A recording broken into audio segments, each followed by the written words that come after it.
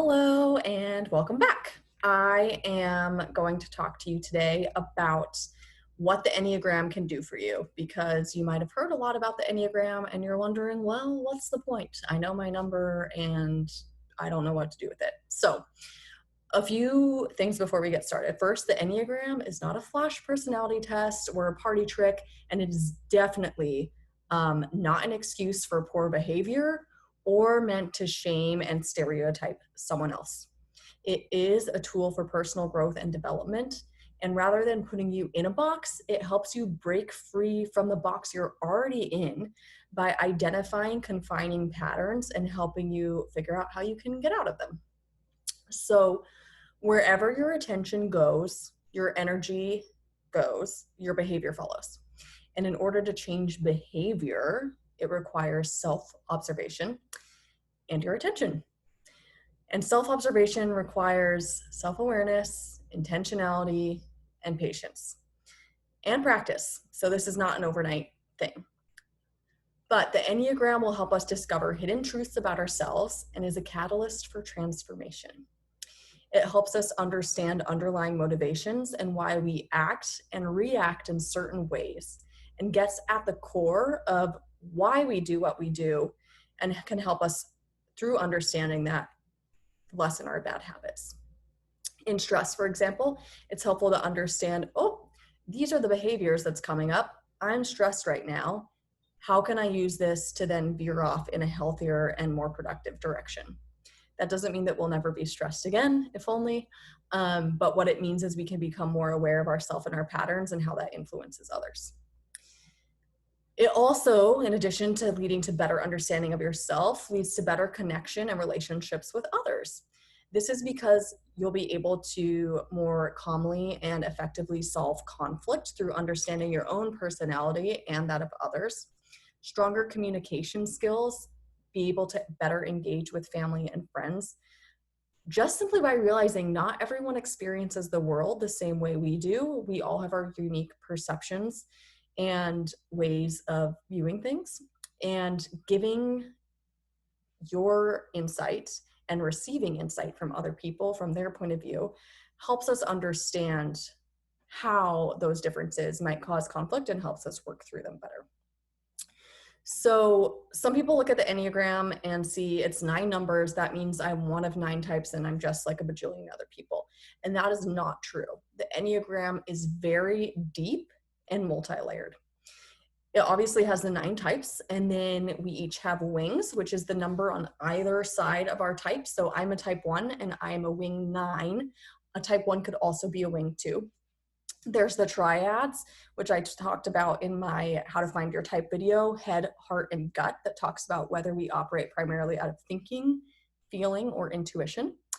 And there are subtypes.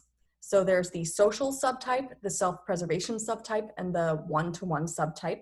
I'm not really going to get into what that means today. This is just to give you some examples of how layered this is. There's also stances, which is aggressive, withdrawing, and dependent. And so those are just some examples. The Enneagram goes deeper, but I'm a type 1, and there's all these variants and elements within the type 1 that cause me to act and react very differently than maybe another type 1. And so it's really not box-like at all. One thing to note is that the Enneagram can be fairly exposing. It brings forward a lot of shame for some people, and it's not meant to cause shame. What it's meant to do is provide language and a framework for understanding your behavior and undesirable behavior patterns. It has the ability to illuminate our darkest traits, but we begin to see ourselves more clearly when we grow in a positive direction. We can't change what we don't see, right? So we're in the dark and it kind of turns on a light so that we can see where we are and where we want to go. All right, so you might be thinking, that was a lot of nice words and kind of catchphrases, but what does this actually look like practically?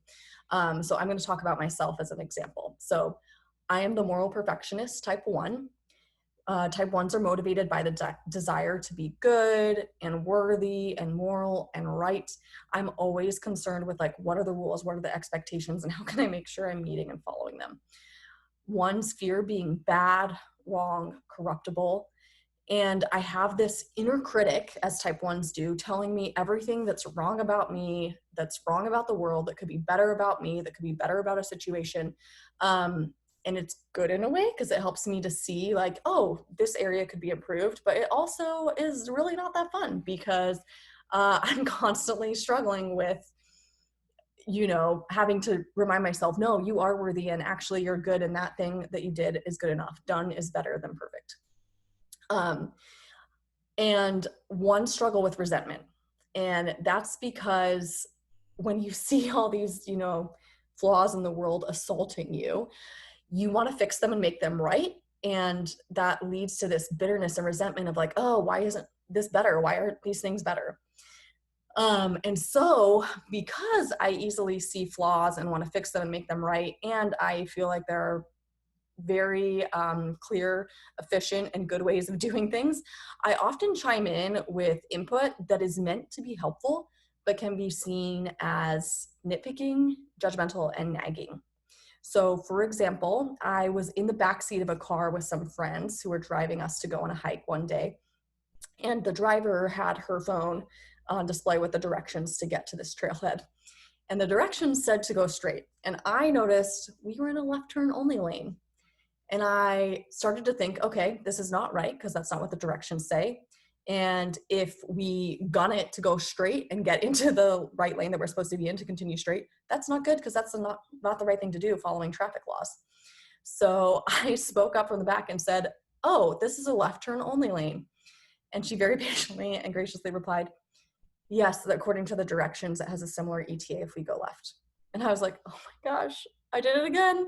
This is just an average example of how I'm constantly seeing where other people are wrong or where something is wrong, and I chime in to fix it, not remembering that there are a million other right ways and okay ways to do something.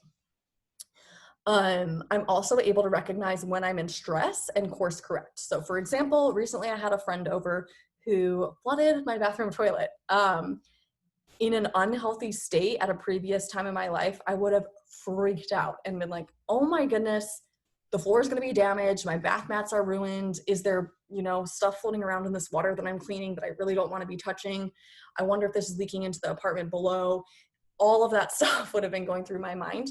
But now I'm in a much healthier place and I'm able to understand accidents happen. It very easily could have been me that flooded the toilet. And bringing up things that are wrong or could go wrong isn't actually productive or helpful. And so responding with empathy and compassion and remaining calm and helping clean up the mess actually led to us having a deeper relationship of acceptance and trust, just as I would have liked to receive if I were on the other end of that situation. So sometimes learning about the Enneagram doesn't lead to a massive change in behavior, so much as acknowledgement of I can recognize I'm stressed right now, I can recognize that I'm in a bad place right now, and I can then communicate that to others. So I know for me, when I have a growing to-do list at work, I get very stressed and anxious about when am I going to get this done? I wasn't able to cross this thing off. And that then comes out as impatience and frustration and, kind of bitterness toward others. And so just being able to say, hey, I'm feeling really stressed right now. I just want you to know that if I'm coming across a little bit short, that has nothing to do with you and I'm working on it.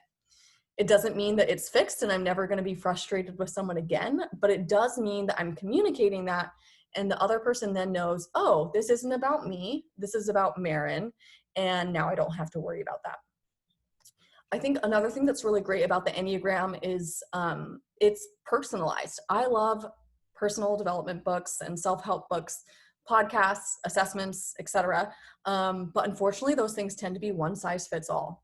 And what might work for one person might not work for you. And the Enneagram factors in all of these different aspects to help us understand what's going to best serve us and guide as a personal roadmap.